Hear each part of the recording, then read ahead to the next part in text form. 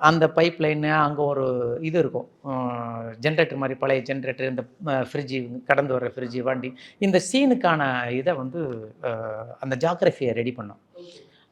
அப்புறம் அந்த அந்த அந்த டவுனில் இறங்கணும். அதாவது ஒரு அந்த காவா இருக்குது பார்த்தீங்களா, அந்த டனல் மாதிரி இருக்கும் இல்லையா, அது வந்து ஒரு 10 ஃபீட் அப்படி இருக்கும் அந்த ஹைட்டு. அதில் இறங்க முடியாதுங்கிறதுனால அதுக்கு ஒரு அதில் ரியலாக ஒரு படி செட்டப்பு, பைப் இதெல்லாம் பண்ணியிருந்தோம். முத நாள் வந்திருந்தாரு சாரு. இங்க ஒரு படியில இறங்கி, அங்க போய் ஒரு படியில ஏறி எஸ்ஐ சார் தூக்கிட்டு மேல ஏறணும். அப்போ அவரு வந்து பார்த்துட்டு, "எப்பா அந்த படியில நான் தூக்கிக்கிட்டு ஏறுறது கஷ்டமா இருக்கும்லேப்பா." ஒரு வெயிட் லிஃப்ட் பண்ணிட்டு ஏறணும். லிஃப்ட் பண்ணி ஏறணும். ஏறிட்டு அந்த டைம் அந்த 15 மினிட்ஸ்க்குள்ள இது எல்லாமே நடக்கணும். கன் ஷாட்ல ஆரம்பிச்சு இங்க ஆக்சிடென்ட் வரையும் நடக்கணும். சிங்கிள் ஷாட்ல வரணும். இது எல்லாமே பெரிய டிஸ்டன்ஸ் அது. இங்க சுத்தி வர்ற இடம். இதுக்குள்ள ஏறுறதுக்கு டைமிங் முடியாது அப்படிங்கிற மாரி சொல்லியிருந்தாரு. அப்புறம் மறுநாள் அந்த அந்த ஸ்டெப்ப நம்ம இன்னொரு சின்னதாக்கணும்னா ஒரு 4 ஸ்டெப் அதிகமாகும். இப்ப அந்த டர்ன் பண்ணி வர்ற இடத்த தாண்டி போயிரும்.